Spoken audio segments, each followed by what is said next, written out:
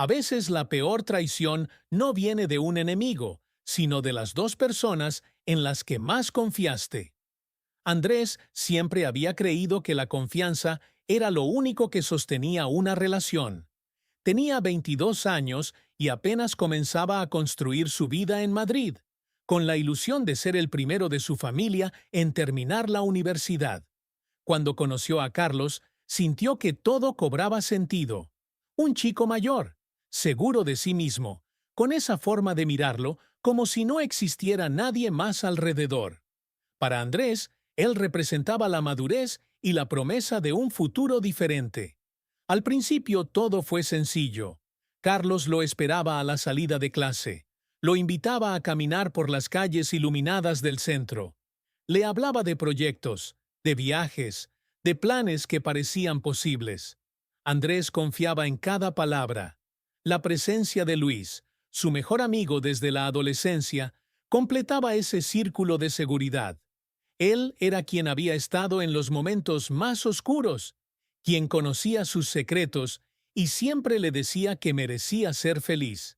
Pero la línea entre la calma y la tormenta puede romperse en un segundo. Una tarde, después de un examen, Andrés bajó con prisa las escaleras de la facultad.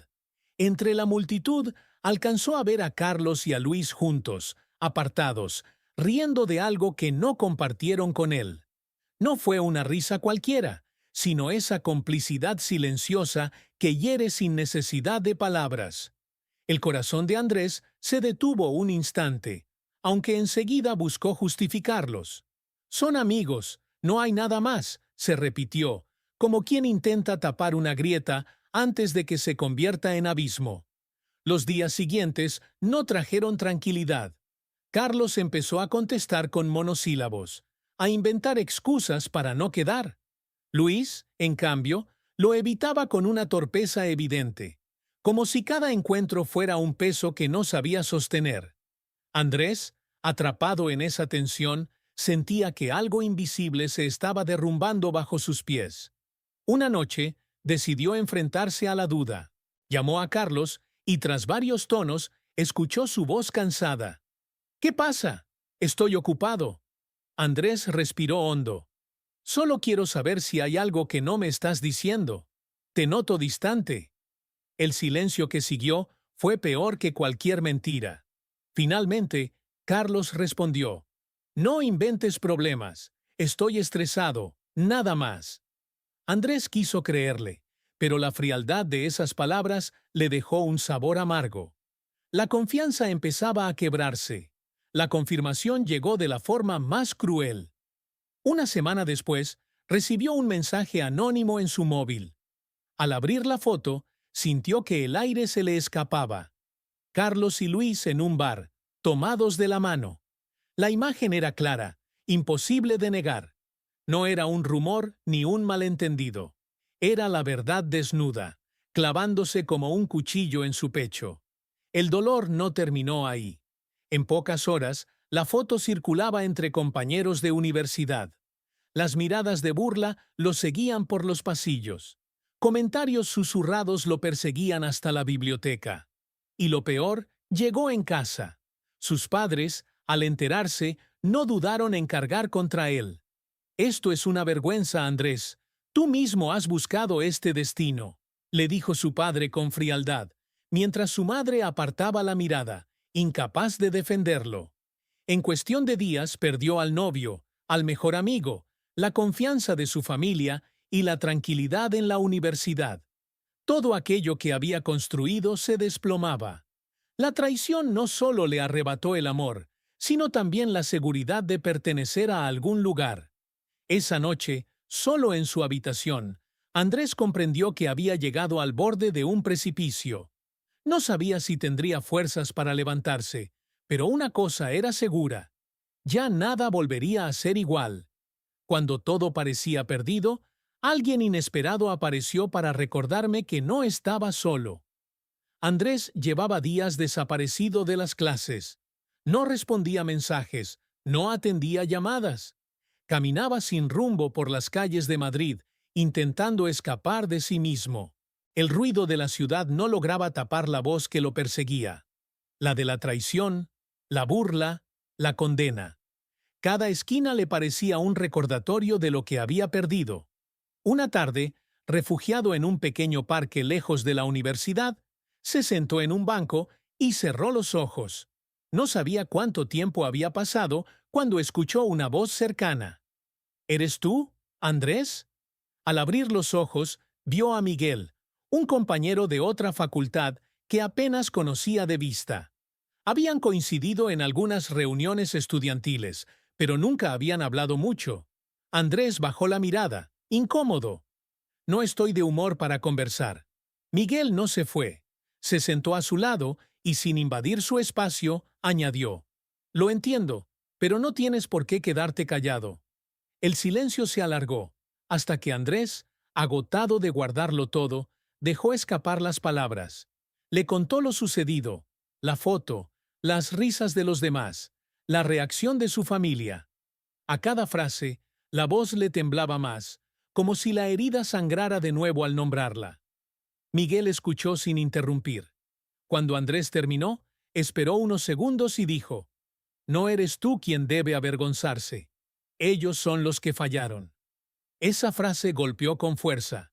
Nadie hasta entonces lo había dicho con tanta claridad. Andrés sintió una mezcla de rabia y alivio. Por primera vez, alguien no lo veía como culpable, sino como víctima de una injusticia. En los días siguientes, Miguel se convirtió en una presencia constante. Lo invitaba a tomar café, a caminar, a volver poco a poco a la rutina. No le exigía sonrisas ni explicaciones. Solo estaba ahí, firme, como si supiera que la soledad era el peor enemigo en ese momento. Andrés descubrió que Miguel también había pasado por algo parecido.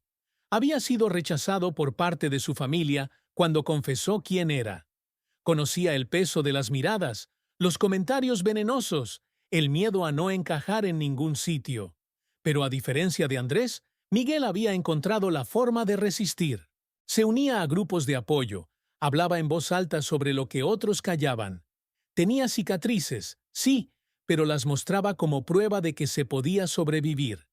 Una noche, mientras caminaban por la ribera del Manzanares, Miguel lo miró con seriedad. Tienes dos opciones, Andrés. O dejas que ellos te definan, o empiezas a escribir tu propia historia. ¿Y si no puedo? Susurró Andrés. Nadie puede hacerlo de golpe, pero cada paso cuenta, hasta el más pequeño. Las palabras quedaron grabadas. Esa noche Andrés volvió a casa con una sensación distinta. El dolor seguía, pero ya no lo paralizaba. Por primera vez desde la traición, pensó que tal vez tenía derecho a algo más que a sufrir en silencio. El siguiente desafío llegó pronto. Al volver a la universidad, escuchó las mismas risas, los mismos comentarios disfrazados de bromas. El corazón se le encogió, pero recordó a Miguel. No eres tú quien debe avergonzarse. Respiró hondo y siguió caminando, sin agachar la cabeza. Fue un gesto pequeño, pero para él significó una victoria. Esa tarde, decidió bloquear a Carlos y a Luis de todas sus redes. No como un acto de venganza, sino como el inicio de su liberación. Entendió que seguir mirando atrás solo le abriría más heridas. Los encuentros con Miguel se volvieron habituales. Con él no necesitaba fingir. Podía hablar de su rabia, de sus miedos, de esa sensación de haber perdido el suelo bajo los pies. Miguel lo escuchaba y, cuando era necesario, lo empujaba a levantarse. Poco a poco, Andrés recuperaba fuerzas. El cambio no fue inmediato, pero sí real. Dejó de faltar a clase. Comenzó a responder a los que intentaban burlarse con frases firmes, sin dejarse arrastrar por la humillación. Descubrió que, al enfrentarse, muchos se quedaban en silencio. El poder de la vergüenza ya no estaba en él, sino en quienes lo señalaban. Una tarde, al salir de la biblioteca, vio a lo lejos a Carlos y a Luis. Caminaban juntos, pero no como antes. La gente los evitaba, ya no eran el centro de atención. Andrés comprendió que la verdad también había tenido consecuencias para ellos. Ya no eran intocables. En ese instante, Sin necesidad de palabras, Andrés supo que la herida no lo definiría para siempre. Sí, había sido traicionado, ridiculizado y rechazado. Pero ahora tenía algo más fuerte, la certeza de que podía levantarse, y con Miguel a su lado, empezaba a creer que un futuro distinto era posible. Hay un momento en que el silencio deja de ser refugio y se convierte en cadena. Ese día decidí romperla. El rumor ya no era solo un murmullo en los pasillos. Se había convertido en una sombra que acompañaba cada paso de Andrés. Aunque había logrado sostenerse gracias a Miguel, la herida seguía abierta. Y esa herida sangraba más cuando veía a Carlos y a Luis caminar juntos como si nada hubiera pasado. Una tarde, en plena cafetería de la facultad, el comentario de un compañero encendió la chispa. ¿Ya viste cómo se quedó Andrés? Al final era cierto lo que decían. Pobre iluso. Las risas se multiplicaron alrededor. Andrés, con la bandeja en la mano, sintió que todos los ojos lo señalaban. Durante unos segundos pensó en salir corriendo, como antes, pero algo en él se negó. Se giró hacia la mesa, la voz firme aunque el corazón latiera con fuerza. ¿De qué te ríes? ¿De que me traicionaron las dos personas en las que más confiaba? ¿O de que sigo aquí, frente a todos ustedes, sin esconderme? El silencio fue inmediato. Nadie esperaba que hablara. Nadie esperaba que se defendiera. Carlos, que estaba en otra mesa junto a Luis, se levantó con una sonrisa nerviosa. No montes un drama, Andrés. Eres tú quien exagera todo. Andrés lo miró con una calma que sorprendió incluso a él mismo. No, Carlos, lo que pasó no necesita exageración. Lo que hiciste contigo y con Luis habla por sí solo. Las palabras se clavaron en el aire. Luis bajó la cabeza, incapaz de sostener la mirada. Los demás estudiantes observaban, atentos, esperando una reacción. Carlos intentó reírse, pero nadie lo siguió. La máscara comenzaba a caer. Esa escena cambió algo. No porque de repente lo respetaran, sino porque Andrés comprendió que ya no podía callar. El dolor seguía, pero ya no lo dominaba. Esa misma noche, hablando con Miguel, tomó una decisión. No permitiría que su historia fuera usada en su contra. Voy a hablar, dijo Andrés con determinación. ¿Estás seguro? No es fácil exponerse. Ya estoy expuesto. La diferencia es que ahora quiero hacerlo con mi voz, no con rumores. Al día siguiente, en una asamblea universitaria donde solían discutirse temas sociales, Andrés pidió la palabra. Al principio, la sala murmuró, sorprendida de verlo de pie, pero su voz no titubeó. Muchos de ustedes ya conocen mi historia. La conocen porque alguien decidió convertirla en burla. Sí, fui traicionado. Sí, me señalaron. Incluso mi propia familia me dio la espalda. Pero quiero que sepan algo. No me avergüenzo. No me escondo. No soy menos que nadie por ser quien soy. El auditorio quedó en silencio. Algunos evitaban mirarlo. Otros escuchaban atentos. Andrés continuó. La verdadera vergüenza no está en amar, sino en mentir, en traicionar, en ridiculizar a otros. Eso lo aprendí de la forma más dura. Pero también aprendí que el miedo solo desaparece cuando dejas de darle poder a quienes te atacan. La tensión se podía cortar. Entre el público, Carlos intentó interrumpir. No uses esto para hacerte la víctima. Pero varias voces lo mandaron callar. La balanza había cambiado. La verdad ya no estaba en manos de quienes lo humillaban. Cuando terminó, Andrés sintió un peso caer de sus hombros. No era que todo se hubiera solucionado. Aún quedaban miradas frías. Aún quedaba rechazo en casa. Pero esa tarde había demostrado que no era débil, que su dignidad estaba intacta. Miguel lo abrazó a la salida. Hoy diste el primer paso para dejar de ser prisionero de ellos. Andrés sonrió con cansancio, pero también con una certeza nueva. Ya no quiero vivir con miedo. Si tengo que enfrentar a todos, lo haré. Los días siguientes confirmaron lo que se había sembrado. Algunos compañeros comenzaron a mostrar respeto. Otros preferían ignorarlo, pero las risas abiertas desaparecieron. Carlos y Luis, en cambio, quedaron aislados. Nadie confiaba en ellos. La traición, una vez expuesta, había dejado cicatrices que ni ellos podían ocultar. Por primera vez desde la caída, Andrés sentía que tenía el control de su historia. El dolor no había desaparecido, pero se había transformado en fuerza. Y con Miguel a su lado, empezaba a creer que su vida podía construirse desde la verdad, no desde la vergüenza. No basta con alzar la voz afuera, si en casa todavía te quieren en silencio. Después de aquella asamblea, la vida de Andrés cambió de manera inesperada. En la universidad ya no era objeto de burla abierta. Algunos lo miraban con respeto, otros con indiferencia, pero la humillación constante había desaparecido. Sin embargo, la batalla más dura no estaba en los pasillos, sino en su propia casa. Una noche, mientras cenaba con sus padres, su padre dejó caer el tenedor con un gesto seco. «Nos han dicho que hablaste delante de todos. ¿No te da vergüenza exhibirte así?» Andrés respiró hondo, consciente de que ese momento llegaría. «No, papá. Lo que me daría vergüenza sería seguir callando como si fuera un delito ser quien soy». La respuesta encendió la furia. «Aquí no queremos espectáculos. ¿Quieres arruinar el apellido de esta familia?» La discusión se volvió insoportable. Su madre intentó interceder, pero solo añadió más reproches velados. Esa noche, Andrés salió de la casa y caminó sin rumbo, con la sensación de que ya no había lugar seguro para él bajo ese techo. Miguel lo encontró sentado en un banco, con la mirada perdida. «Sabía que esto iba a pasar», murmuró Andrés. «Puedo enfrentarme a mis compañeros, pero a mis padres, eso duele de otra manera». «No tienes que cargar con su miedo», respondió Miguel. «No eres responsable de lo que ellos no entienden». Las palabras lo consolaron, pero no borraron la herida. Durante las semanas siguientes, la relación con su familia se volvió cada vez más tensa.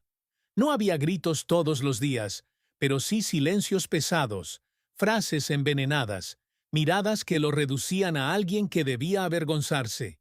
En medio de esa tormenta, Andrés encontró una inesperada salida. Un grupo estudiantil que organizaba charlas y actividades sobre diversidad.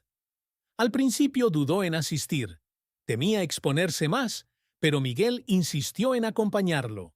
Lo que encontró allí lo sorprendió. No eran discursos abstractos, sino jóvenes con historias tan duras o más que la suya. Rechazos familiares, insultos en la calle, doble vida para sobrevivir. Escucharlos le mostró que su dolor no era único, y por primera vez en meses se sintió menos solo. En una de esas reuniones conoció a Javier, un chico mayor que ya había pasado por procesos parecidos. «El rechazo familiar duele como ninguna otra cosa», le dijo Javier, «pero un día entiendes que tu dignidad no puede depender de la aceptación de quienes no quieren verte».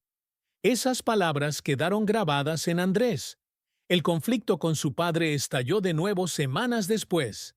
Andrés había llegado tarde tras una reunión del grupo y lo encontró esperándolo en la sala.